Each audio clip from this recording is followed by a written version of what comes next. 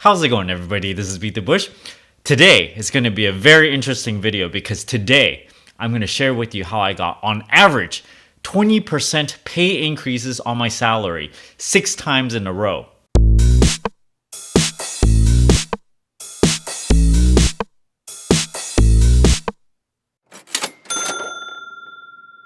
For these 6 instances of pay increases, you can imagine at the very start, I never knew that I was able to do something like this. Of course, every single time I had an opportunity of negotiation, and you have to recognize when you do have something like this, then of course I try to get as much pay increase as possible. I've been watching Star Trek Deep Space Nine, and I can't help but compare these negotiating tactics with the Ferengi species on that show. Every Ferengi business transaction is governed by 285 rules of acquisition to ensure a fair and honest deal for all parties concerned. Well, most of them anyway. Which brings to mind the 33rd rule of acquisition. It never hurts to suck up to the boss. Thank you for restoring my faith in the 98th rule of acquisition. Every man has his price. It's sort of like viewing yourself as an asset. You're selling yourself to the company and selling your services. So you have to have sometimes leverage in order to do this. So if you do some simple math over here, 20% on average pay increases means 1.2. Raised to the power of 6 means you get about 300% pay increase. Some people might get a little annoyed that I'm not sharing the exact salary that I started with and the exact salary that I ended up with. I kind of want to keep this private and allows me to not really have my previous employer put 2 and 2 together and figure out what the heck I did back then. So this is going to be a series of stories, 6 different little stories to tell you about how I got each pay increase and what the percentage are for each company. I'm gonna start off with a summer intern job that I got. I applied, I got it, they offered me some amount. And basically I knew that this company was gonna work me very hard that summer. And I'm all for it because I'm an intern and I wanted to put all my effort into it and, basically work very hard just to obtain a lot of experience, just soak up everything that I can learn. They offered me a certain salary and I looked at it and I thought it was a little bit low, okay? But I knew they're gonna work me very hard, so you can make up various reasons for why you want a certain pay increase. So even before I started the job, this is before I accepted the letter of offer, I basically asked the hiring manager how many hours I'm expected to work. Well, they said, around 50. I'm like, okay. If it's 50, then that's fine with it. I'm completely okay with putting 10 hours every single day, Monday through Friday. So with that said, I just basically thought, okay, normal working hours is 40 hours a week. If it's going to be 50, it means you need to pay me 25% more in order to put in 50 hours a week. So that's all I said. I said, okay, 50 hours more, 25% more. So that means whatever you pay me, I want 25% more on top of this. So I said this, and I got it. So at my first job, I got a pay increase compared to what I got previously. And this is pretty much warranted because I just graduated, you have a degree, you are entitled to get paid a little bit more. So on top of this, that first job, I got another 25% pay increase boost from my previous job. During this first job, I basically, poured a lot of my life into it. Night and day, I'm just thinking about my job, how I can do it better. I'm actually studying at home even. So over the course of this job, I got pay increases, what summed up to be about a 33% increase from when I started at that position at that company. Now the next bump in increase was about 20% is when I switched from one job to another. What happened here was sort of like burning the bridge a little bit, but it was warranted. What happened was I got a certain offer at my new job for a certain amount. And my current job, I just said, I'm going to leave. I already got an offer. So they made a counter offer. So I'm like, oh, wow. There's 2 employers sort of bidding for me. So this is a very, very good position to be in. When my current job bid a little bit higher, I let my new employer know that, I think maybe I want to stay at my current job, but I really did not, okay? In reality, I was going back and forth, okay? I wasn't really trying to play one against another. I really thought that, hey, okay, you're giving me a higher salary, so maybe I should stay. But then the new offer actually gave me another counter offer, and increased it some more. So I just thought, you know what? I'm not going to do this playing back and forth too many times. It might come back to bite me. So that at most it went only 2 times. The new job gave me an offer. The old job gave me a counter offer. The new job gave me a second offer. Okay, so this is the second time they made me an offer, but with a higher salary. So then I just thought, okay, I'm going to take that one. So that final offer is actually a 20% pay increase from, whatever I had at the previous job. So I switched job to the new job and I got a 20% pay increase. But you guys should know that this is pretty typical in the Silicon Valley. Whenever you switch jobs, you should definitely look to getting a 20 to 25% pay increase, especially if you stayed at your current job for 2 years, 3 years or something. And then usually your current employer sort of stagnates behind on giving you pay increases. They're stupid like that for some reason. I think most of the time they are relying on you being lazy and not going out shopping.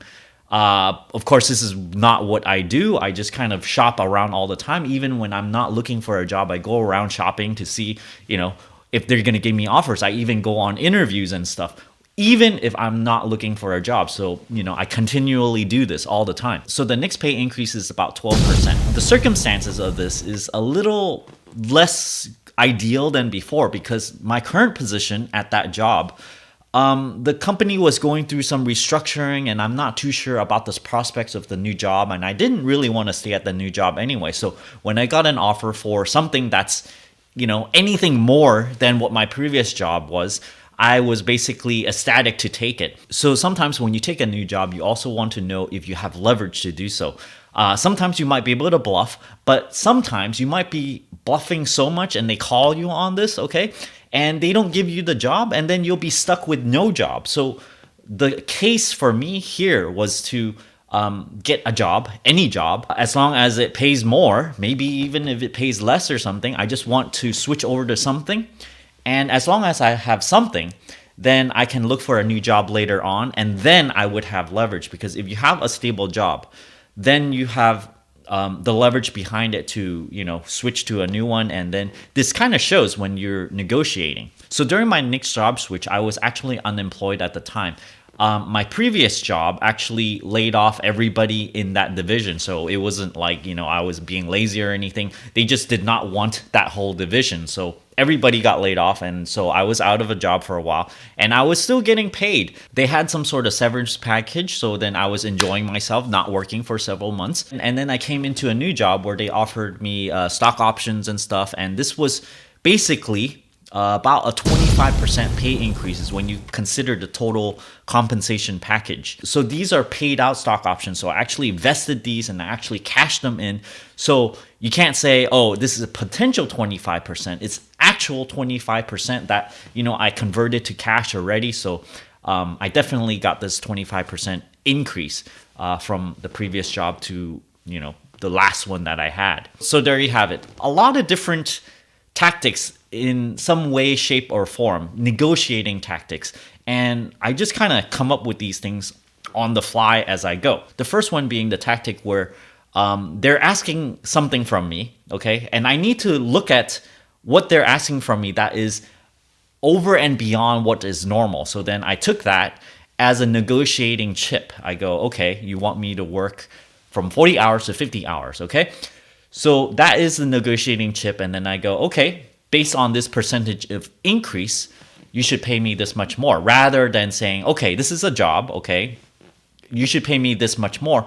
But what is the reason that they need to pay me more for, right? You can say different things like, oh, I have these skills or something. You can use various different things. You don't actually have to use this same tactic where if you expect me to work 100 hours or twice as much, you got to pay me twice as much.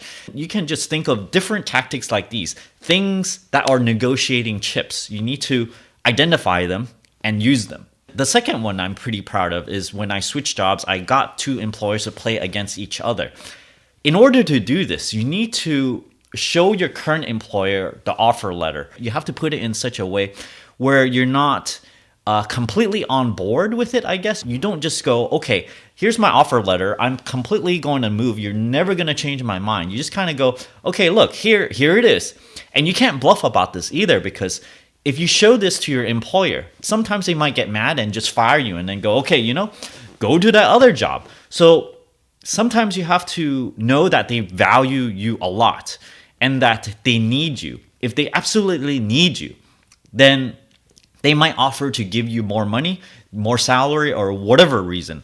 So sometimes you have to know the situation that you're in before you can play one employer against another. The fifth increase was a 12% increase. And yes, this is not as much, but the lesson here is to know when to not press your luck. Sometimes you have the leverage to negotiate. Sometimes you don't.